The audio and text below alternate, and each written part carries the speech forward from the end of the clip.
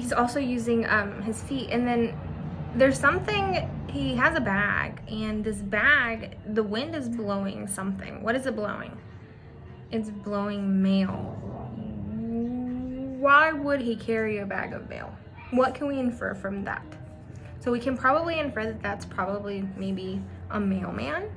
Okay, I don't know. So let's go ahead and read and start and try to see if any of our inferences were correct. Ready? Whew, almost dropped this. Okay, you know how to ride a bike. Just hop on and start pedaling. But what if your bike didn't have pedals or brakes? How did bikes get started? A German forest ranger named Karl von Drais wanted a faster way to roam around the woods. His contraption, called a guys, I'm sorry, I don't know how to say this, Draisinin, he named it after himself, of course. He didn't have pedals. It was more like a sit-on scooter. Special schools sprang up to teach people how to ride these hobby horses. Only the rich could afford them. And the dirt roads meant for real horses were too tough for comfortable riding. All right, so what can we infer about this man right here? Because the text said that it was only for people who were rich. We can probably infer that this man right here, he's probably rich, right? Because why? Because the text let us know that only the rich people could afford them. So they were probably a little bit expensive. Probably a little bit more, extremely more expensive than they are now. Okay, so what is this bike, what does it compare it to? What does it compare to in the text? So if you said horse, you are right. This pedal-less bike was compared to a horse, and they even called it a hobby horse. Okay, so page 229, ready? The hobby horse needed more oomph. But people didn't believe you could balance on two wheels without your feet touching the ground. One solution was a hobby horse with a pedal bar you pull to make the front wheel spin faster. These awkward machines were not a hit with anyone but mail carriers. They were used for deliveries. Okay, so again, there is no pedals. So again, it's kind of like a scooter with your feet. You're kind of pedaling. But do y'all see up at the top where it describes how, like, by the handles you could actually, like, you know how you pull a lawnmower? That's probably how they used that first bike. And it was popular among mail carriers. Why do you think? What inference can we make about mail carriers and bikes? So maybe, possibly, it was probably just a faster way of getting door to door to door, right? But also, why do you think the author is comparing these two pages? What organization is this? So he's showing us that there's a problem, right? And then he's showing us a solution to it. So the problem was that people that they didn't think that you could balance a bike without putting your feet down, right? So the solution was that they made a little pulley thing to make the bike go faster. Interesting, right? Okay, turn the page. Okay, page 230. Kirkpatrick Macmillan, a Scottish blacksmith, built the first real bicycle. It had foot pedals and turned the back wheel. It reached top speeds of 14 miles, 23 kilometers per hour. But the pedal-powered bike was harder to steer. Macmillan caused the first bike wreck when he plowed into a crowd of people and knocked down a small child. A French carrier maker named Pierre, I'm gonna kill it, guys, Michau, probably killed it, moved the foot pedals to the front wheel. This made the hobby horse easier to ride, and more people began to try them. They were even used in carousels at fairs, but with hard metal tires, the machines earned their nickname, bone shakers. Bone shakers. Okay, so first let's talk about this continued timeline. So what dates is there? Does the author show? So the first date is 1839. Then the next day is 1861. So approximately how many years was there in between those two big events? I'll let you do the math. So if you said about 20 years, you're probably right. So it's taken a long time for people to modify this hobby horse, right? And they're nicknaming it different things. Like, we call it something completely different now than what we did almost 200 years ago. Bone shakers. Why would they call it a bone shaker? So remember, the author said that the what were these wheels made out of? Metal. And we know that metal is very tough, right? So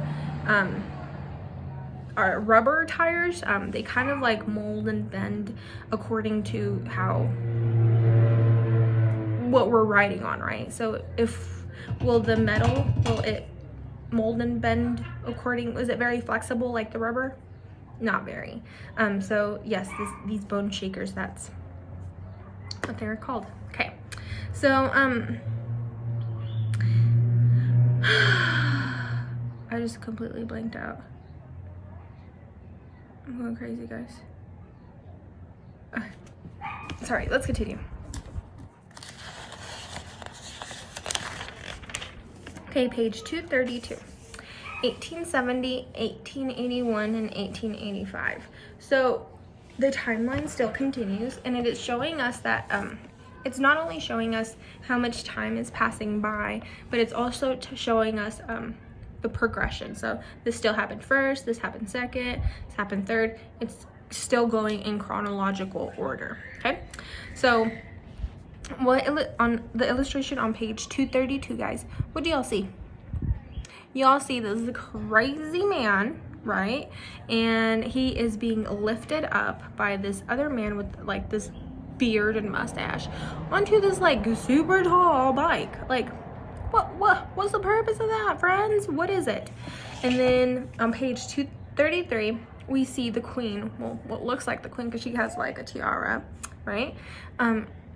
And she is on kind of what is very similar to a wheelchair, but it has a steering wheel on it, right? And then this lady next to her saying, bye friend.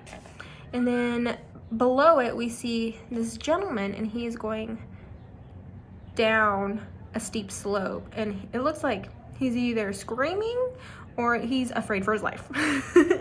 Okay, so I'm gonna read it and I want you to follow along. Ready? Since the pedals were directly attached to the bicycle's front wheels, each time the pedal went around once, the wheel went around once. So, to go faster, you needed a bigger wheel. More distance for each pedal. Front wheels got bigger and bigger until they were 5 feet across. 5 feet across. Guys, I am 5 foot 8 inches. Like, look at your mom. They're probably that tall. Like, that wheel was probably... That's insane, right? To save weight, the back wheel shrank.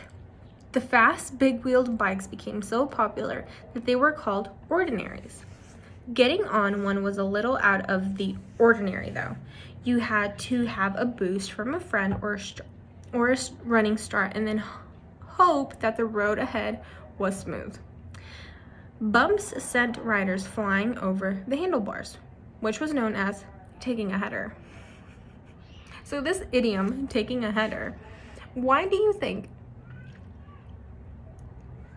they called it that, taking a header? So a header probably means like your head. And what happened whenever the road was a little bumpy? You went flying over the handlebars, right? So head first. Whee! So your head goes first, taking a header. Ready? Paragraph 7. Ordinaries were popular with adventurous young men, but older riders wanted a safer machine. They stuck to quadricycles and tricycles. Okay. Quadricycles. So have y'all ever heard of we're gonna go riding quads? Yeah, so they're kind of like bikes, right? How many wheels does it have? 4, right? So quad means 4. Okay, so tricycles, how many wheels does a tricycle have? 3. So tri means 3. And a bicycle has how many wheels? So bi means 2. So quad means 4, tri means 3, and bi means 2. Okay. Queen Victoria of England bought 2 trikes. They didn't have brakes, but who needs brake when you're only going walking speed? So was she going fast? What can we infer from that? Was she going fast? Probably not. If you're going walking speed, unless you're like power walking, you're probably not walking very fast, right? Okay. Paragraph 8. In a quest to make 2 wheels safer, along came the Rover, the first safety bike. It worked a lot like the one you ride today. Pedals turned a chain. The chain turned the rear wheel. A larger gear ring in front and a small one in the back meant that each push of the pedal turned the rear wheel several times. So, the wheel didn't need to be huge.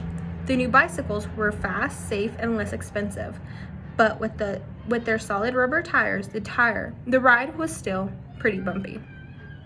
All right, so in our bicycles that we ride today, the outside of the tire is rubber, right? And then what's inside? Air, right? So before, the tires were solid rubber, like basically like circles, right?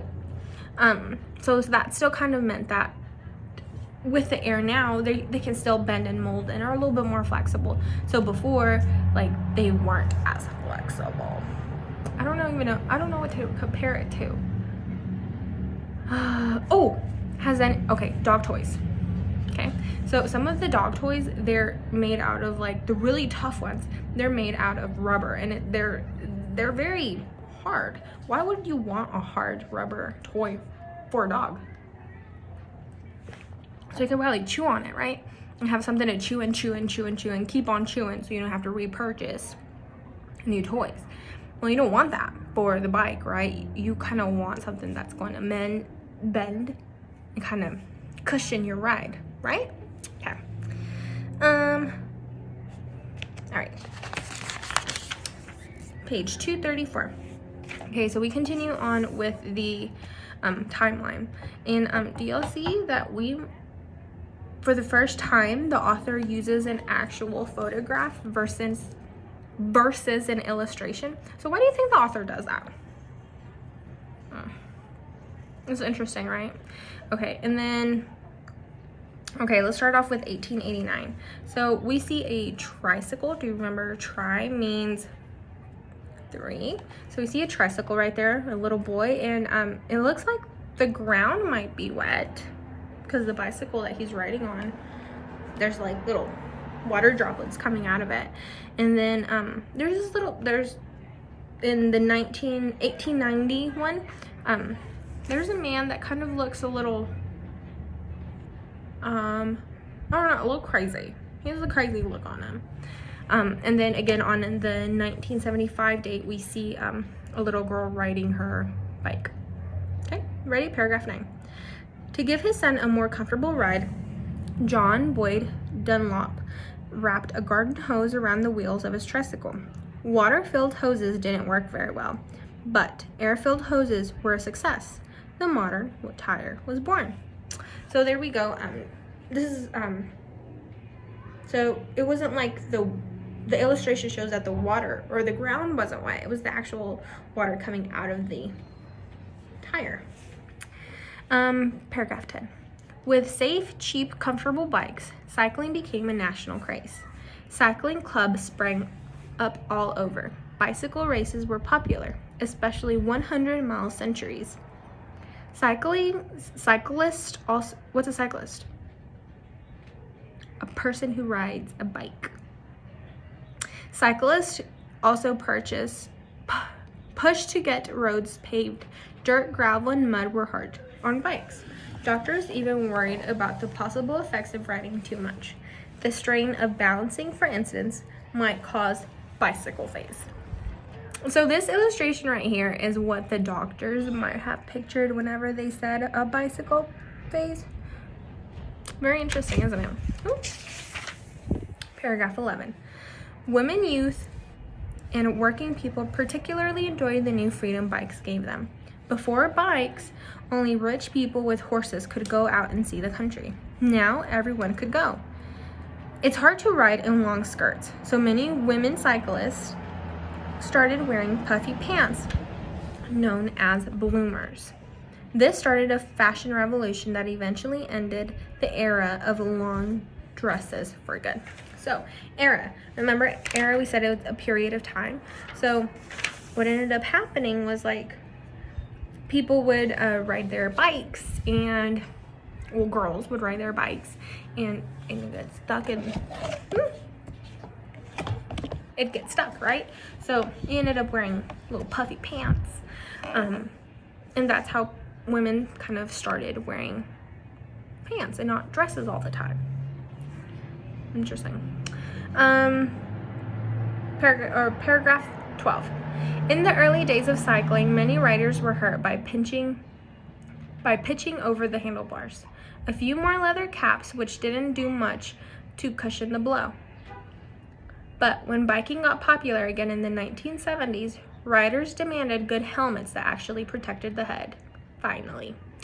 Okay, so what was the purpose of this photograph, guys?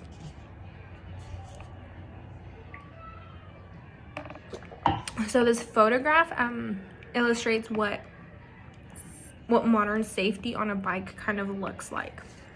Okay. Paragraph 13, ready? The future. What do you think that this page is? Well, you probably already know because you read it, but if we hadn't read this, we'd probably infer that this page is going to be about what's going to happen with future bikes, right? Maybe? Although bikes keep getting stronger and faster, the basic bike shape hasn't changed much in the last 100 years. Do y'all remember what 100 years is called? A century.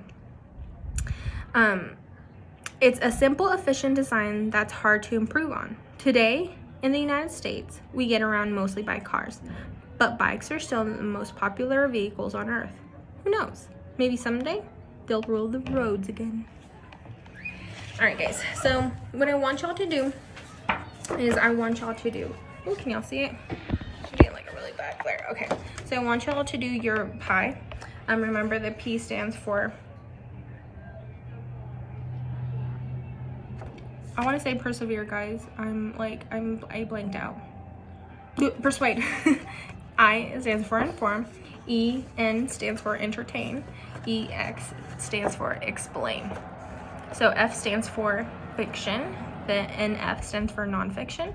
First person, this is supposed to say 3. I had a marker.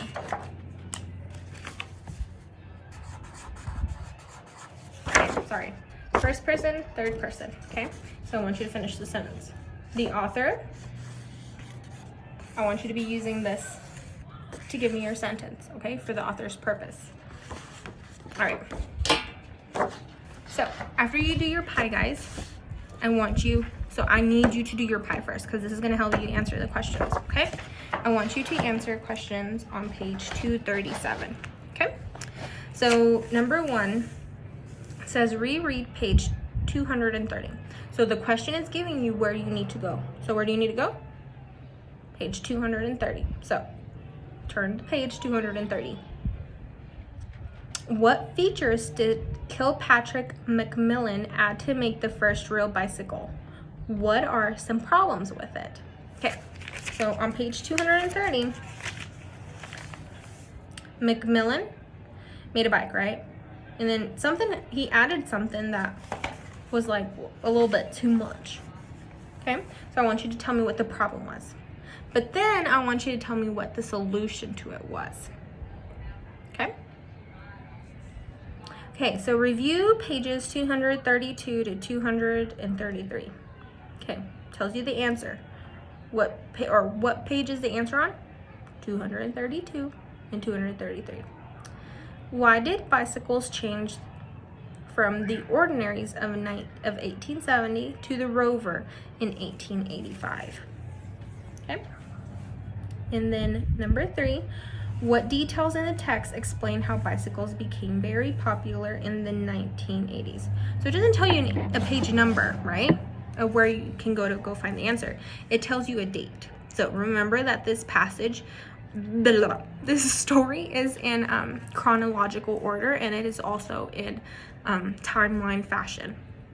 So what do we need to go look for?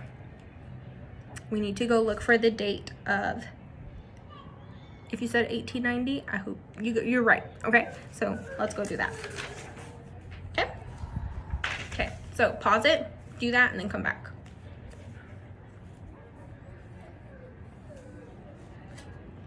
All right, guys, so on page 230, oh, no, wait. I think that's tomorrow. Yes, that's tomorrow. Ooh, don't do that page. Okay, so let's look at our spelling list, guys. So we came to the conclusion on Monday that the ing and ed were suffixes that were being added to a root word, right? Okay, so this is the rule. Can you see it? Sorry, it's like, okay. If it ends in a consonant, we double it. Okay, so we double the consonant.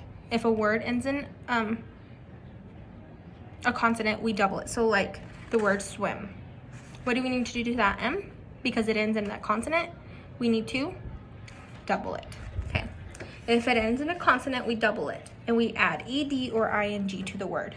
Okay?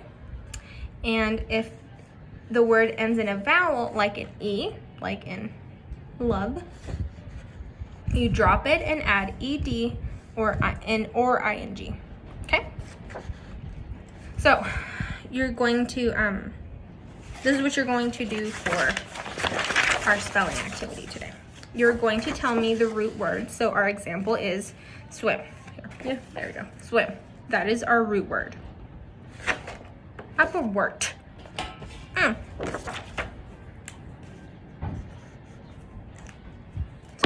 Okay, so swim is our root word, and we add the inflectional suffix ing. That's right, to create the word swimming. So this is what you're going to do with what did I write? Okay. For 1 through 14, okay? Because the rest are all review and challenge. So you're going to tell me the word, the root word, and then you're going to tell me what the suffix was, okay? All right, and then underneath that, you're going to give me, using 10 of these root words, so you're going to just pick 10, doesn't matter which ones, okay? You're going to add ER or EST to it. So, like in swim, after you do swim, what could we add? Swimmer or swimest? Swimmer would probably be better, right? Because that's a person who swims. Okay, so you're gonna do that for 10 words, okay? All right. So for our vocabulary, which is contraption, quest, craze, and era, those 4 words, you're going to do the same thing that you did last time. You're going to draw a picture for that word. You're going to write the meaning of the word. You're going to write a sentence using the word, and then you're going to write the word. Okay? Okay, and then after you are done with all of that, I need you to get on iStation for 30 minutes. Okay? All right, so what I want you to send me a picture of is your pie and your author's purpose. Okay? And then I want you to send me a picture of your spelling. Okay, and then your page 237. Those 3 questions that were asked about a bumpy ride. Okay? If y'all have any questions, let me know. Guys, I didn't include the theme flag because there's a lot of them, and I don't have a copy of them, and I don't want to just send them to y'all and just me making up stuff okay? So I want to take a picture of it today whenever y'all come and pick up your orders from our fundraiser. Don't forget, we'll be there until 4 o'clock today if you have any orders, okay? If y'all have any other questions, let me know. I am here for you. iStation has also been a little bit funky lately, but if you need anything, let me know. Bye guys, we'll see y'all tomorrow.